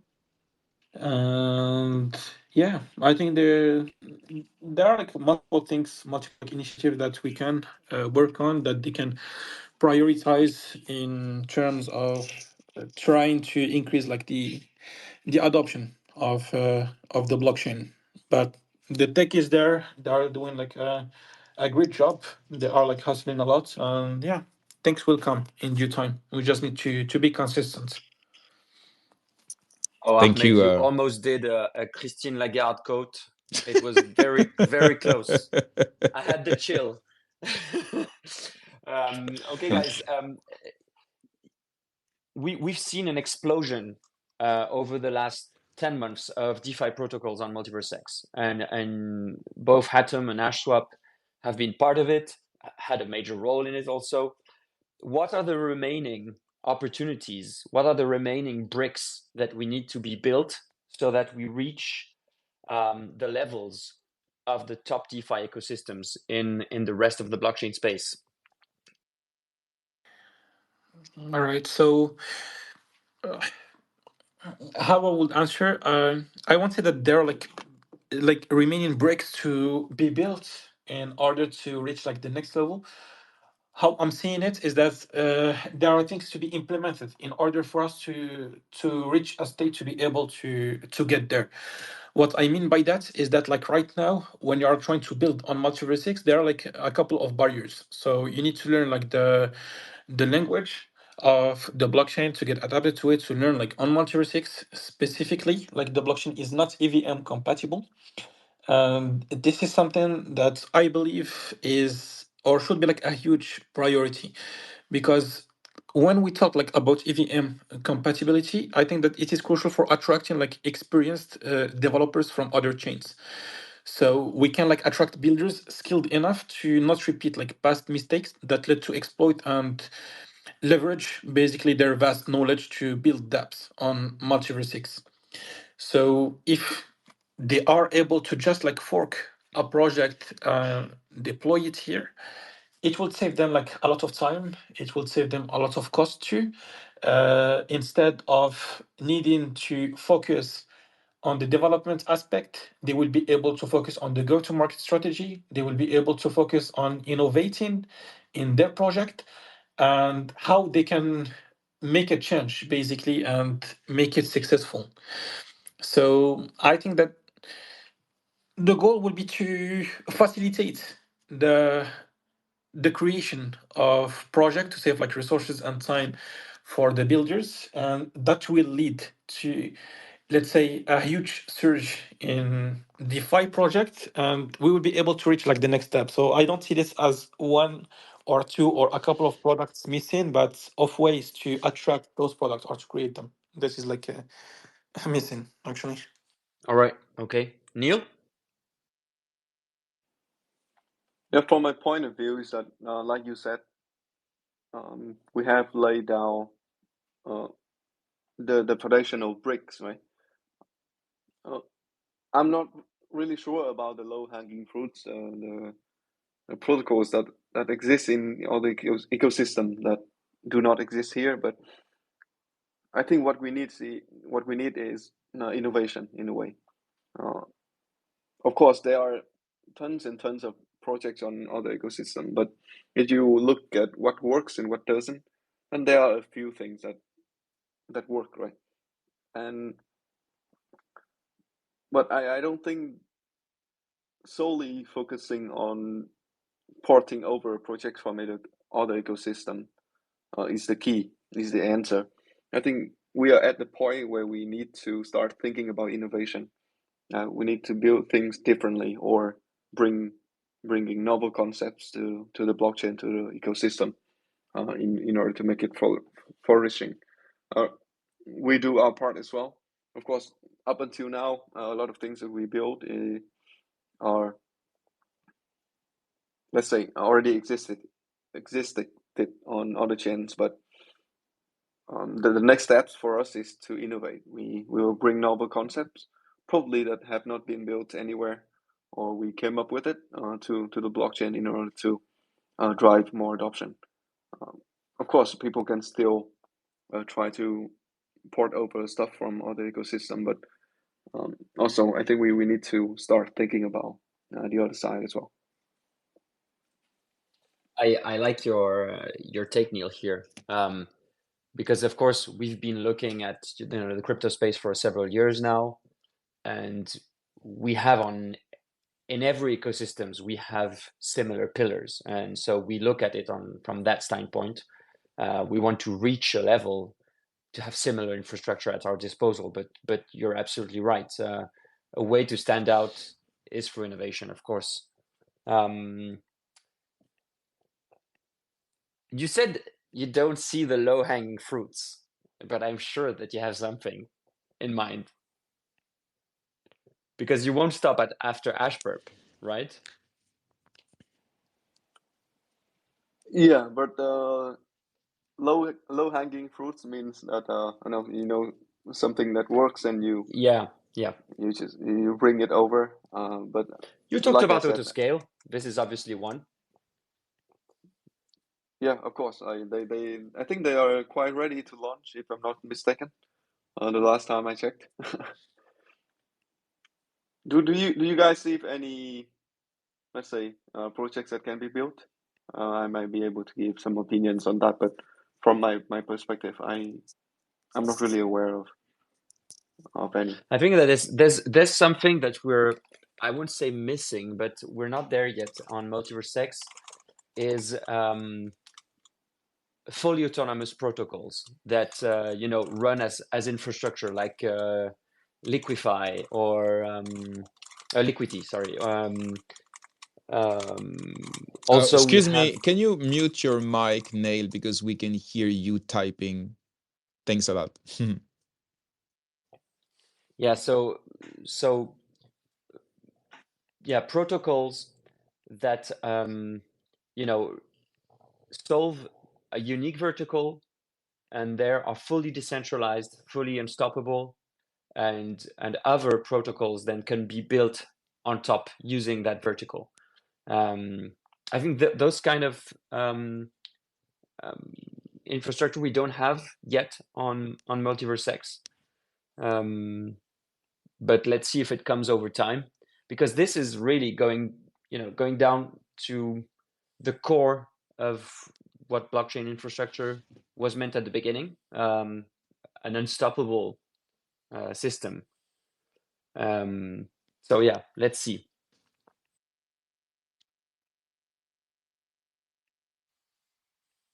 Ahmed, do you see anything that could be built in that sense? I'm sorry. Could you please repeat the question? I think So I lost you for a yeah, bit. yeah, we were talking about protocols that can be built, and then the team that built it throws the key away, and then other builders can come and use it, like Liquidity on Ethereum, for instance, for just a simple vertical lending and borrowing protocol. Do you see some other use cases that we could build in that way on MultiversX? Well, I don't have any concrete example on top of my head. What JewelSwap and Autoscale are doing showcase the power of interoperability and how you can basically create synergies between your protocol and the others, and yeah, build on top of them. I believe that this approach is the most efficient in order to try to grow the ecosystem as a whole, because through this approach of interoperability, what we are doing is that we are trying to create synergies between the different DeFi protocols, instead of having to fight for the same liquidity that is pretty scarce.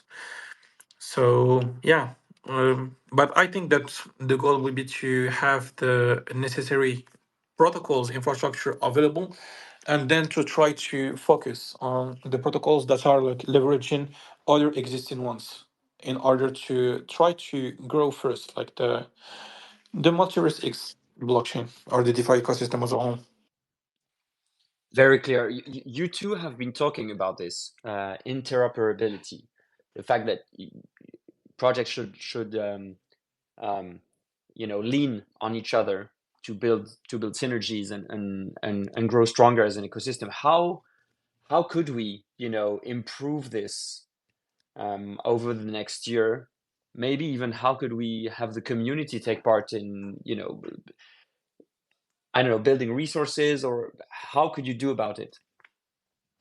Yeah, from our side, I think that what we can do to make it easier is to be there. I mean by there, to be present, to be able to help any builder who decide to build on top of our applications, and to provide them with enough material, and to make it as easy as possible, actually, to offer them a smooth experience to be able to do that.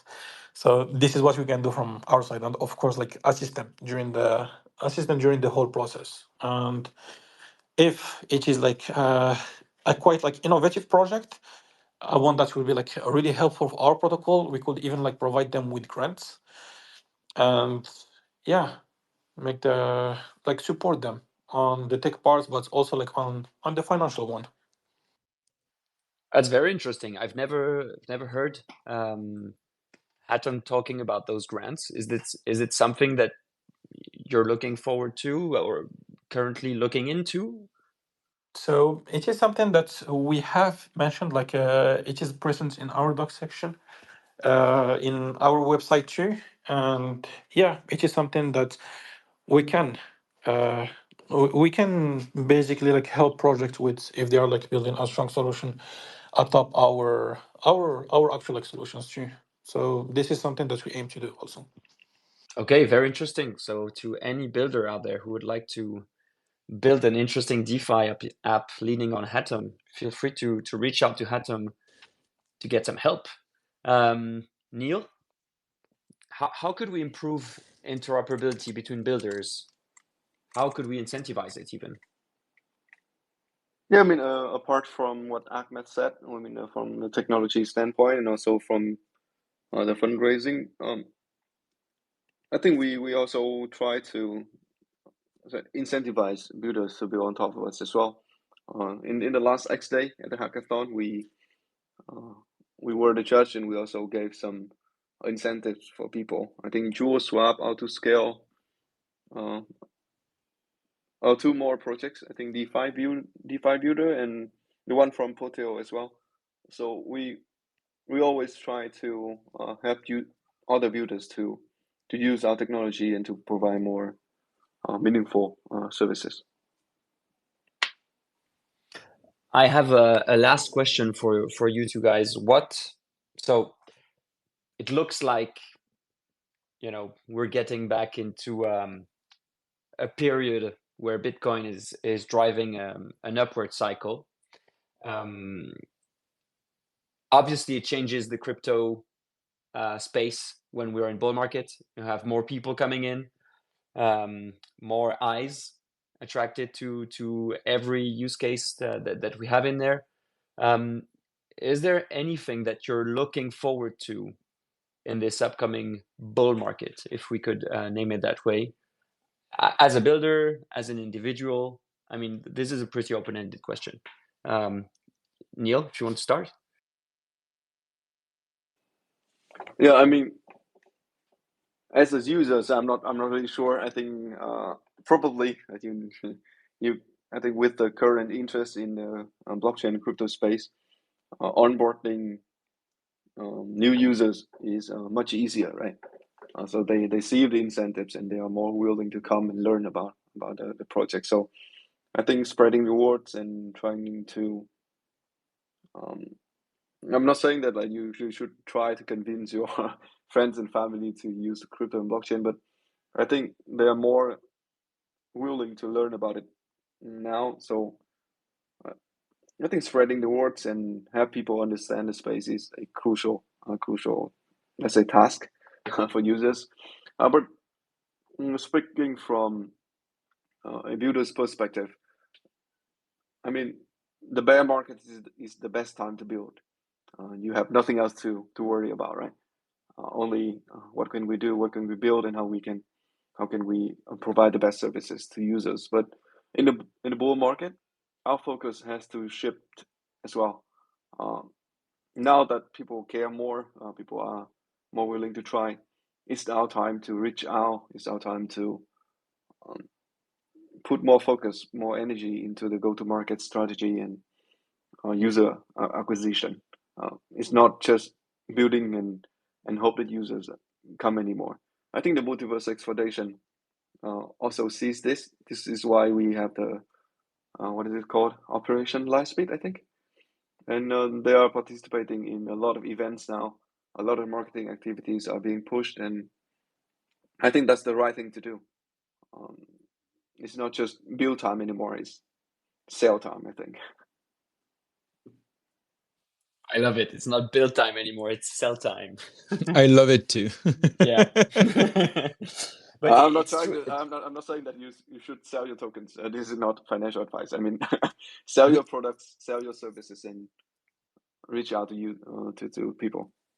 We have many comments saying thank you, Neil, for your comment on dit franc-parler For your honesty. Yeah. Yeah, for your straight talk, on the comment section. People likes it the way you speak. You tell your truth. I mean, not just saying bullshit like others sometimes. So yeah, you can see it on the comment section multiple times. So I have two more thing. One about the regulation. I think it's important. So how do you deal with the regulation thing with MiCA in Europe and all around the world, actually. So do you have a compliance team? Is it expensive to support it? And what's your expectation of the upcoming weeks and months in terms of regulation about finance, decentralized finance, but also cryptocurrency and stablecoin regulation? Maybe Ahmed to start. I'm sorry, could you please just repeat the question? Yeah, sure. So To make sure I get it right. no, it's okay. My question is about regulation. So how do you guys deal with this topic? Very important in terms of finance, decentralized finance, stablecoin regulation. Also, do you have a compliance team on your team? And is it expensive? And if yes, how do you support this cost? Because it's a real topic in every crypto startups at the moment. Yeah, so because of the nature of our stablecoin, the fact that it is decentralized, and the fact that it is decentralized, we are, let's say, less exposed to the regulations. We have a compliance team. We are maintaining it through our revenue, actually, and regarding the different products of Hatom, for the lending protocol, liquid staking solution, and so on, because they are being decentralized protocols, we are not really affected by that. But this is something that we are following for USH, mostly. So it's not a very big deal at the moment, at least for you. Yeah. Okay. And you, Neil? Yeah, so from our side, it's good that we have not got into any trouble for now. But I think this is the topic that no one wants to deal with, right? Of course, we came here for DeFi, for permissionlessness, open DeFi, open financial system. But I mean, this is inevitable. We just cannot hide behind the curtain anymore. The regulation will come eventually in one form or another. So, from a builder's perspective, what we need to do is, of course, like Ahmed said, to be compliant, to be legal, and always keep an eye on the changing regulation. You don't want to mess up in that regard. Okay, interesting. Last question. It will be the end of this table. This cross discussion is about your prediction about the next steps of the DeFi on MultiversX. So what's your prediction about the ecosystem? Is there any product that is missing to make it complete? And what trends do you anticipate emerging in the DeFi ecosystem on MultiversX, and how do you plan to adapt to them?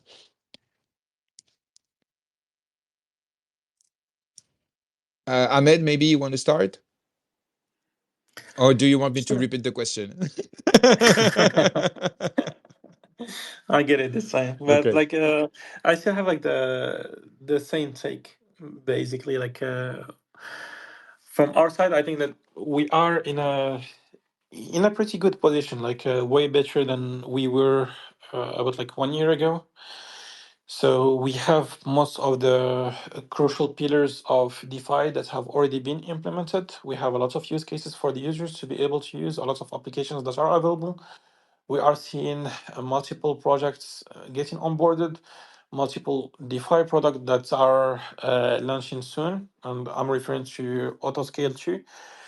So yeah, in terms of missing product, I would say that we just need more builders getting involved, trying to put more product there. First, we will need to add any product that is available on the other blockchains and missing on MultiverSX. And as soon as we reach that state, focus on the innovation and try to innovate basically in terms of their implementation and create some new solutions basically. But again, the idea would be to is not to have just one, two, three, four, or five other products, but we need to increase the amount of projects being launched on MultiverSX if we want to move forward and to reach that adoption that's a huge adoption step. Thank you, Ahmed. Neil? Okay, so you asked that whether I prediction, right? I think I'm not that bright. I'm not that smart, and I think like if I can predict the things that will come, then it wouldn't be interesting for me. I like Ahmed said, I would like to have more builders in the ecosystem and do things that we cannot anticipate, innovate in such a way that unexpected to anybody and make a change. That's what I would like to see. Okay, it's short. Thank you, Neil. Okay, thank you very much, both of you. It was very interesting to have your insights about the DeFi ecosystem on MultiversX. Thanks for accepting our invitation. And yeah, maybe I let you guys the final word, maybe to thank the community or maybe to announce us like a leak or something. Ahmed first and after Neil. So thanks a lot for the invitation. Thank you for having us. Thanks a lot for the community to follow up during the whole discussion. Oh, they're Actually, used to. Don't worry. yeah, it was like a quite enjoyable space. The question, like we had some good discussions, and I honestly didn't feel like the time passing. Thank you So very yeah, much. thank you. Just before Neil speaks, you have another Twitter Spaces today at 5 p.m. with the MultiversX team, correct? The cross-chain Yes, DeFi rendezvous. exactly. Okay, Yeah. so I invite everybody to join, of course, and yeah, I hope you will have time to work between these two spaces. Good luck. I do have And like another meeting in 2 minutes, oh, actually. okay. Just hey, promise me you will come to the GM MvX in French. Yeah. No, Okay, for sure, it's for done. sure. We need to make it happen. Neil, let's go for the final Uh, word. Thanks a lot for having me, guys. Always happy to jump on spaces to talk to people, and of course, the questions are good, and always enjoy to talk to you guys and Ahmed. Um, I'm not sure I have any big announcement to make or any alpha here, but You if you released a are lot within, these last days. You released a lot. yeah. So maybe try AshSwap. It doesn't need to be a trader or anything. Look at the platform, use it a little bit, one feature or another, and please let us know your feedback and where we can improve. That would be extremely helpful. Thanks again. Okay, and see you on April 24th for your interview, Neil. Uh, Absolutely. Arnaud, it was a pleasure to co-host this Twitter space with you. Thank you very Likewise, my much. friend. And we will close this Twitter space in a few seconds. First of all, guys, you can share the link.